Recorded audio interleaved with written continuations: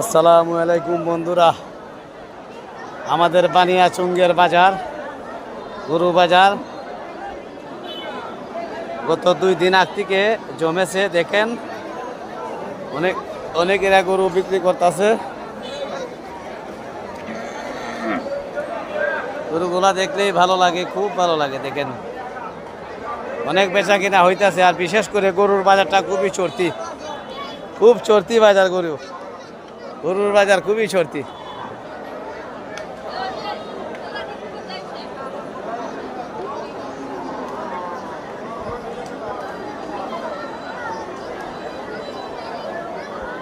দেখেন বন্ধুরা।